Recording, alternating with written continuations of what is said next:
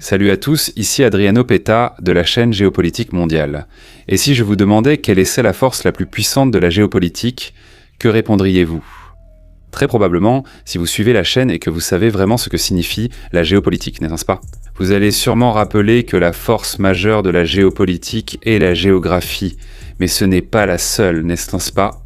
Parce que parmi les facteurs humains, selon vous, quelle est la force la plus puissante dans la psyché, dans l'esprit humain, qui peut se répandre le plus efficacement parmi les différents peuples ? Qu'est-ce que vous en pensez ? Je vous réponds, c'est la force de l'exemple. Et cela s'applique aussi bien au niveau individuel, entre les personnes, qu'au niveau géopolitique, entre les nations, les empires, les royaumes, et ainsi de suite. C'est une force puissante. Ne sous-estimez pas le pouvoir de l'exemple, comme nous le verrons dans cette vidéo. Mais avant cela, les amis, cliquez ici sur le bouton d'abonnement. Si vous n'êtes pas encore abonné, abonnez-vous et partagez avec tout le monde que vous connaissez. Si vous êtes déjà abonné, partagez pour aider la chaîne. La géopolitique mondiale peut simplement continuer d'exister. Ça peut ne pas sembler important, mais quand vous partagez, et la plupart d'entre vous ne partagent pas, je le vois, alors partagez. Pour garantir que la chaîne géopolitique mondiale reste vivante, les amis, c'est important parce que YouTube cache pratiquement cette chaîne sous le tapis d'Internet. Donc votre soutien est très important, il est fondamental, c'est aussi une force très importante. Alors les amis, c'est ça, je m'appelle Léo Peta et voici la chaîne Géopolitique Mondiale.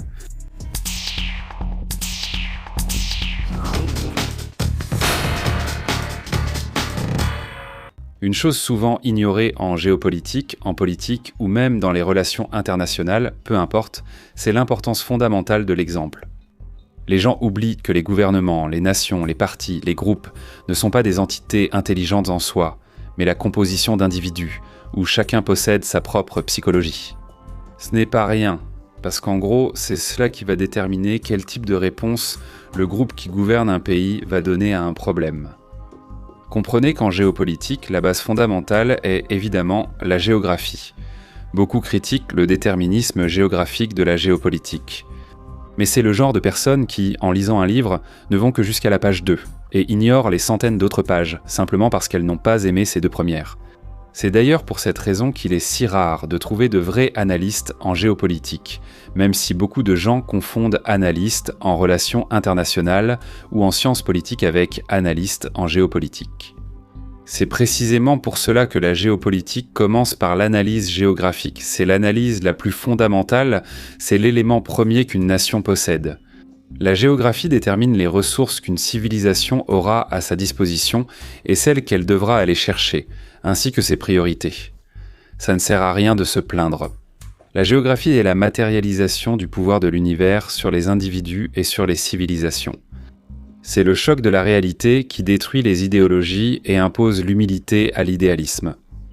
Utiliser la géographie comme base initiale peut parfois amener une personne à mal comprendre la réalité, mais ignorer la géographie mènera toujours à l'erreur. Ferdinand Braudel, en 1949, l'a prouvé dans son livre « La Méditerranée et le monde méditerranéen à l'époque de Philippe II », que pour vraiment comprendre l'histoire, il est fondamental de considérer les impacts de la géographie, de la démographie, des questions environnementales et matérielles, par exemple. Braudel souligne que les sols fertiles et abondants des régions forestières du nord de l'Europe ont permis à des sociétés agricoles d'être moins dépendantes de grandes infrastructures collectives, ce qui a conduit à des structures sociales plus libres et dynamiques.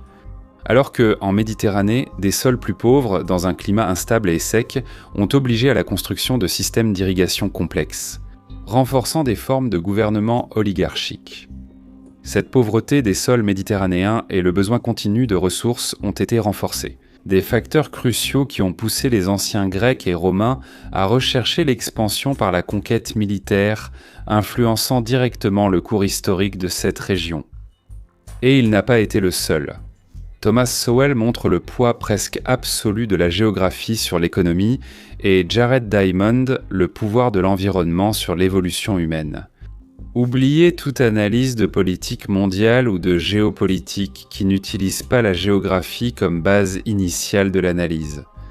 Cependant, la géographie, comme je l'ai dit, est initiale, elle est basique, elle est fondamentale, mais elle n'est pas la seule force qui agit sur les hommes. La culture, les échanges, le commerce, les migrations et d'autres facteurs finissent aussi par influencer les civilisations et, par conséquent, la réponse que l'élite de cette civilisation va donner aux conditions que la géographie leur a données. Ce qui nous ramène à la psychologie, car la psychologie des individus est influencée par leur interaction avec la collectivité, par la communauté dans laquelle ils vivent, qui à son tour sera influencée par la culture. Et la culture détermine littéralement la façon dont vous percevez et comprenez l'univers. J'ai déjà réalisé une vidéo sur la chaîne où je commente l'influence des langues sur les notions du temps et sur les interactions avec différentes disciplines éducatives. Mais l'aspect psychologique a encore un effet sur la géopolitique, qui ne peut pas être sous-estimé. Et cela parce que nous, les humains, nous sommes des animaux sociaux, et en tant qu'animaux sociables. Nous n'apprenons pas seulement par notre interaction avec les autres choses, mais aussi en observant l'interaction des autres personnes avec les choses. Nous, les humains, pour des raisons évidentes, copions les comportements que nous considérons comme étant couronnés de succès, et nous évitons généralement ceux qui sont considérés comme des échecs. Et dans ce sens, il en va de même pour les nations. En 1853, le Japon était fermé au monde. Il a pris une décision vitale qui allait définir non seulement son avenir, mais aussi celui d'une partie de l'humanité. L'exemple de ce qui est arrivé à la Chine impériale pendant la guerre de l'opium a fait comprendre aux Japonais qu'ils ne pouvaient rien faire face à la puissance industrielle, militaire et technologique de l'Occident. Bien qu'isolés pendant des siècles, les Japonais n'étaient pas ignorants de la situation en Asie-Pacifique. En plus des pirates japonais, qui rapportaient fréquemment au shogun des informations sur ce qui se passait. Les Hollandais, qui étaient la seule exception autorisée à commercer avec les Japonais, rédigeaient également des bulletins d'information sur ce qui se passait. Le Japon, alors, au lieu de s'opposer frontalement comme la Chine l'a fait avec les Américains, lorsque qu'une flotte des États-Unis est arrivée dans le port de Nagasaki et a menacé de bombarder s'ils n'ouvraient trop pas les ports. Il a décidé, au lieu de cela, d'atténuer le choc en ouvrant le commerce avec tous les pays occidentaux en même temps, et pas seulement avec les États-Unis. De plus, il a conclu des accords commerciaux d'exclusivité avec chaque pays, dans chaque secteur différent, de sorte que les intérêts de tous les pays finiront par être liés à ceux des Japonais. C'était une honte pour le Japon, mais ils avaient une vision à long terme et comprenaient maintenant qu'il fallait faire un pas en arrière pour en faire deux en avant. Et voyant la nécessité de se moderniser rapidement, les Japonais ont alors lancé le plus grand projet de modernisation de l'histoire. Ils sont littéralement passés de l'idée du Moyen-Âge à celle de devenir une puissance industrielle et moderne. Ils sont passés du Moyen-Âge à l'ère moderne. En seulement quelques décennies, ils ont accompli en 40 ans ce que d'autres nations ont mis plus de 1500 ans à réaliser. Ils ont appris à faire de l'industrie avec les Américains, ils ont appris à former des armées avec les Prussiens puis avec les Allemands. Ils ont appris à construire une marine de guerre avec les Anglais et ils ont appris à faire de la science moderne avec les Français. Ils ont choisi les meilleurs exemples. En conséquence, en seulement 52 ans, les Japonais sont passés d'un pays féodal, contraints d'ouvrir leurs ports à une nation étrangère, pour commencer et gagner une guerre contre un empire européen considéré à l'époque comme une puissance. Le comportement raté de la Chine avec l'Occident a servi d'exemple aux Japonais pour faire le contraire, et les exemples réussis de plusieurs pays occidentaux ont aussi servi d'exemple positif pour que les Japonais assimilent ce qu'il fallait. Qu'est-ce qui devait être assimilé ? Mais on en arrive ici à un point plus compliqué et plus récent. Si l'on regarde les années 80 et 90, les États-Unis étaient une référence mondiale de succès, que ce soit artistiquement, économiquement, militairement ou politiquement, ils étaient des références. Bien sûr, il y aura des anti-américains qui essaieront de chercher la petite bête, mais le fait est que, à mesure que la nation rivale des États-Unis, l'Union soviétique, déclinait et s'effondrait. Il était clair que les États-Unis, même s'ils avaient de nombreux défauts, et vraiment beaucoup, étaient le modèle le plus réussi. Les Américains ont réussi l'exploit d'associer le modèle économique le plus efficace à une image moralement supérieure. Ils représentaient l'image de la liberté, des valeurs humaines, du travail acharné, de la justice, du libre marché, de la liberté d'expression, des valeurs démocratiques. Dans une société qui, même si elle était injuste, parvenait à être l'une des moins injustes au monde. Et bien sûr, tout cela n'était pas forcément vrai. Pas besoin de paniquer et de commencer à écrire quoi que ce soit. Calme-toi, car ce n'est pas la question. Le point, c'est qu'il y avait une association de l'image américaine avec ses valeurs, que ce soit vrai ou non, ça n'a pas d'importance. Ce qui compte, c'est que là, c'est qu'il y avait cette association. Dans les années 80 et 90, ils étaient une référence, que tu les aimes ou non, psychologiquement, ils étaient associés à cela. La terre de la liberté. Et encore une fois, peu importe si c'est vrai ou faux, ou si c'est exagéré, ce qui compte, c'est qu'il y avait cette association. Je veux que tu comprennes cela. Comme toujours avec les exagérations. Il y avait un certain fondement de réalité si on compare avec d'autres régimes historiques, surtout avec l'obscurantisme et le socialisme néfaste de l'Union soviétique et de la Chine maoïste. Les États-Unis représentaient de loin une économie meilleure et une société meilleure. Ce n'est pas un hasard si, avec l'effondrement de l'Union soviétique dans les premières années, les Russes se sont mis à adopter des aspects culturels américains, après avoir souffert pendant des décennies de la maladie socialiste. Autant les Russes que les autres peuples d'Europe de l'Est se sont précipités pour se tourner vers les États-Unis et les peuples d'Europe de l'Est.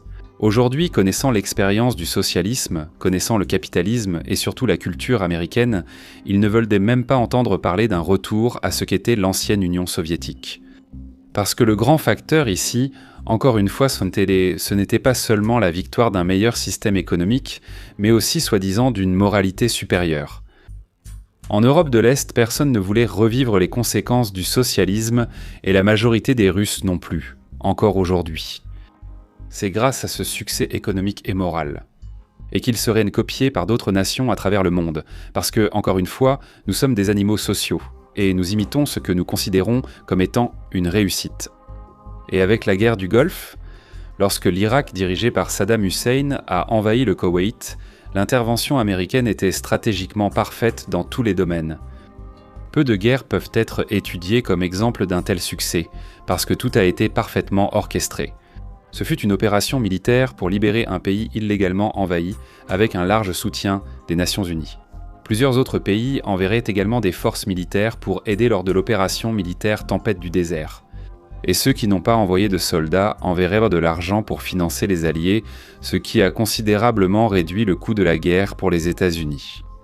Elle avait un objectif tangible et réaliste, vaincre Saddam Hussein au Koweït, en brisant sa machine de guerre et en retirant aux Irakiens la capacité d'attaquer à nouveau un autre pays.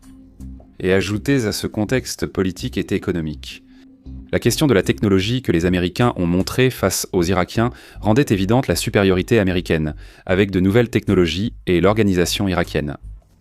Les États-Unis, en senteur, ont brisé la colonne vertébrale de l'armée irakienne, qui à l'époque était la troisième plus grande du monde. Et cela avec très peu de pertes américaines et alliées, avec le Koweït libéré à un coût minimal et peu de pertes civiles. Les bombardements en Irak inauguraient l'ère des frappes chirurgicales, où les dommages collatéraux pour les civils visaient à être réduits au minimum. Plus de bombardements massifs comme pendant la Seconde Guerre mondiale ou au Vietnam qui dévastaient la ville. Désormais, la précision limitait la souffrance des civils. Bien sûr, comparé aux guerres précédentes, ils étaient les policiers du monde, arbitrant les négociations et interagissant diplomatiquement avec tous les pays, dans le but de construire un nouvel ordre mondial, désormais orienté vers un monde plus libéral. Donc il est évident qu'il serait un modèle de réussite. Tout le monde essaierait de les copier d'une manière ou d'une autre, ou dans un domaine précis, sinon dans l'économie, le militaire ou la recherche. D'ailleurs, la Chine elle-même a essayé de copier beaucoup de choses dans les États-Unis, et il n'y a rien de mal à cela. Parce que souvenez-vous, les humains copient eux les comportements considérés comme réussis, et il en va de même pour les nations. Ce qui est normal pour nous, les humains, c'est de copier les actions considérées comme réussies, et non pas d'inventer ou de sortir quelque chose magiquement de notre tête. Bien sûr, en coulisses, tout restait très difficile. Sale dans la politique américaine, avec scandales, massacres, embargos et sanctions, causant la famine de millions en Irak. Donc évidemment, je ne veux pas dire que tout était parfait, parce que ce serait impossible dans ce monde dans lequel nous vivons. Mais même avec toutes ces réserves, il y avait cette image symbolique des États-Unis, qui a influencé positivement de nombreux pays dans le monde. Bien sûr, une grande partie de cette image positive est due à la propagande faite par Hollywood. Mais si ce n'était que de la propagande et qu'il n'y avait pas un fond de vérité, cette association ne se ferait pas de manière aussi automatique. S'il y a eu un moment dans l'histoire de l'humanité où une nation aurait pu conquérir le monde entier, ce moment-là, c'était les années 90. Avec les États-Unis, ils avaient la force la plus puissante de la planète, qui est le pouvoir de l'exemple. Rien n'influence et ne dicte plus le comportement humain que l'exemple. Mais ensuite, il y a eu le 11 septembre 2001, les États-Unis ont été frappés de plein fouet. Le Pentagone et le World Trade Center, symbole de la puissance militaire et économique américaine, ont aussi été frappés. Mais par-dessus tout, les Américains ont ressenti de la peur, une peur qui s'est transformée en paranoïa, et une paranoïa qui s'est transformée en haine. Après le 11 septembre, les États-Unis ont soumis à l'ONU leur projet d'invasion de l'Afghanistan. Et bien qu'elle n'ait pas été explicitement ordonnée par une résolution spécifique du Conseil de sécurité, elle a été largement considérée comme un acte légitime d'autodéfense. Conformément à la charte de l'ONU et selon la majorité des pays, presque tous les pays du monde ont soutenu l'invasion. Après tout, personne ne voyait d'un bon œil des extrémistes islamiques s'en prenant à des civils. Ici, c'était la dernière chance pour les États-Unis, d'une certaine façon, de dominer le monde. Parce qu'ils n'étaient pas seulement l'exemple réussi des choses dont j'ai parlé, mais maintenant, ils avaient aussi l'argument moral d'avoir été victimes de l'extrémisme. Et presque un chèque en blanc pour pouvoir faire n'importe quoi. En gros, de façon très générale, le monde était ému et plein de sympathie envers les Américains, même leurs rivaux et la plupart de leurs ennemis. Et alors, qu'ont fait les Américains de ce chèque en blanc ? Ils ont utilisé cela pour justifier l'invasion de l'Irak. Ce que Bush père n'avait pas pu faire à cause de restrictions légales et politiques, plus de 10 ans auparavant, pendant la guerre du Golfe, Bush fils allait maintenant le faire. La population américaine, sensible, paranoïaque et effrayée par l'extrémisme islamique, a cru et soutenu l'invasion, qui reposait sur des absurdités comme le fait que l'Irak développait des armes de destruction massive et qu'il abritait et protégeait des membres d'Al-Qaïda. Globalement, les Américains sont passés du statut de victime à celui d'acteurs belliqueux, militaristes et agressifs. Peu de pays ont soutenu les États-Unis dans l'invasion de l'Irak, ce qui est complètement opposé à ce qui a été observé en Afghanistan et au Conseil de sécurité des Nations Unies. La France, la Russie et la Chine promettaient de mettre leur veto à toute proposition d'intervention en Irak, aussi bien qu'à l'Assemblée de l'ONU. La grande majorité des nations s'opposaient à l'invasion, car elle n'avait aucun sens. Alors qu'ont fait les États-Unis, sachant qu'ils ne pourraient pas envahir l'Irak légalement et avec un soutien politique ? Ils ont envahi quand même en ignorant la législation internationale, en utilisant des arguments complètement subjectifs, comme l'attaque préventive. En gros, en utilisant cette thèse, un pays attaque un autre parce qu'il soupçonne que, dans le futur, cet autre va l'attaquer. Il suffit d'avoir un QI à 2 chiffres pour comprendre le problème de cette subjectivité. Mais malgré l'invasion de l'Irak, rien n'est arrivé au niveau étatique. En représailles contre les États-Unis, il n'y a eu au mieux que des messages de condamnation. Ce n'était pas pour rien, en 2003 personne ne pouvait rivaliser avec la puissance militaire des États-Unis. Et, économiquement, ils étaient le principal partenaire de la majorité des pays dans le monde. Ils n'étaient pas le seul grand moteur commercial, avec des liens profonds avec tous les pays. Personne ne pouvait s'opposer militairement ou même sanctionner économiquement les États-Unis, car cela mènerait l'économie même du pays qui tenterait cela à la ruine. Voyez que le pays qui avait l'image de défenseur du droit international, des garanties de souveraineté et de liberté, passait outre tout ce qu'il avait prêché. Ignorant la position des autres nations, il a envahi un autre pays qui ne l'avait pas attaqué et est resté impuni. C'est à cela que vous devez prêter attention, c'est ce précédent dangereux qui a été ouvert et c'est là-dessus que nous devons nous concentrer. Le message qui a été donné était clair. Et le message que beaucoup de pays ont compris, c'est que si vous êtes militairement capable de dévaster un autre pays, surtout si vous possédez des armes nucléaires, et si, économiquement, vous êtes excessivement dépendant du commerce avec d'autres pays, alors vous pouvez envahir d'autres pays et rester impuni. Parce que tout ce qu'ils feront, ce seront des messages de réprobation et non des actions concrètes. Parce que, encore une fois, les humains sont des animaux sociaux qui copient les comportements considérés comme réussis, même s'ils sont immoraux. Que l'invasion de l'Irak ait été un fiasco ou non, ce n'est pas la question. Cela s'est produit pour des raisons militaires, parce que d'un point de vue politique, les États-Unis ont réussi, ils ont envahi un autre pays et s'en sont sortis impunément. Au niveau international, les précédents étaient ceux-là, et en géopolitique, les précédents sont fondamentaux. Parce que cela va beaucoup influencer fortement les autres pays quant au fait d'imiter ou non l'action de ce pays.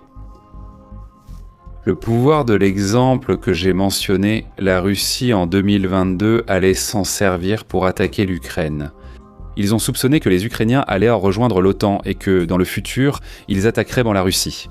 Alors, pourquoi pas une attaque préventive ? Israël en 2025, il a soupçonné que l'Iran pourrait être en train de développer des armes nucléaires et a soupçonné qu'elles pourraient peut-être être utilisées contre Israël. Alors pourquoi ne pas aussi lancer une attaque préventive, même si des pays s'opposent à son invasion ? Militairement, tu n'as besoin que de deux choses, être capable de riposter de façon dévastatrice contre quiconque t'attaque.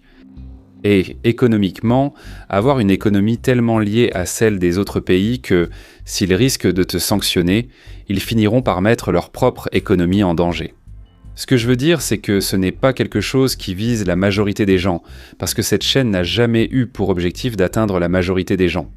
C'est que, peu importe si c'était juste ou injuste, si c'était justifiable ou non, si c'était bien ou mal, si c'était vrai ou faux. Malheureusement, ce ne sont pas ces forces qui poussent et stimulent les humains et les nations. C'est l'exemple de ce qui a réussi. Le succès, et non le récit, est ce qui convainc le plus les gens. Alors, si la Russie ou Israël ou n'importe quel pays décide d'envahir un autre, la moralité de l'acte, votre soutien, même la vérité compte. Je le regrette car ce qui poussera d'autres nations à se comporter de telle ou telle manière sera ce qui sera considéré comme une référence de succès. Les États-Unis ont perdu en 2003 leur occasion historique d'utiliser l'émotion et la force de l'exemple pour, probablement, devenir la nation la plus influente de l'histoire. La nation probablement dominante sur le plan culturel, non pas dans un sens symétrique, au sens de conquête traditionnelle, mais dans le sens d'avoir créé un ordre mondial qui reflétait ses valeurs originelles, qui ont été établies autrefois par ses pères fondateurs. Et ils ont fini en réalité par ouvrir une boîte de Pandore qui a conduit d'autres pays à se comporter de manière tout aussi immorale. C'est le point que la plupart des analystes que vous allez voir ou que vous avez vus ne vous présenteront pas. L'aspect fondamental du pouvoir, de l'exemple en géopolitique et dans l'histoire. Et c'est tout les amis. J'espère que vous avez aimé la vidéo. Si c'est le cas, comme je l'ai dit au début de la vidéo, partagez-la avec tout le monde, pour nous donner ce soutien et ce coup de pouce, afin que je puisse continuer à vous apporter ce genre de contenu. Et si tu aimes vraiment la chaîne, pense à devenir membre. En plus, selon la catégorie que tu choisis, ton nom pourra apparaître ici dans le générique de fin. Tu assures que que Géopolitique Mondiale continue d'exister et tu auras accès à du contenu exclusif qui est encore plus spécifique et plus détaillé pour toi. Nous avons la série sur la géopolitique de l'Empire mongol, l'histoire géopolitique des États-Unis, l'histoire militaire de la Chine. Nous avons de nombreux sujets exclusifs aux membres, ce qui permet à la chaîne Géopolitique Mondiale de perdurer. Comme je l'ai dit, YouTube cache pratiquement cette chaîne, donc en devenant membre, vous garantissez l'existence de cette chaîne. Et moi, bien sûr, je vous en suis très reconnaissant. Alors, les amis, c'est tout. Merci beaucoup et à la prochaine vidéo.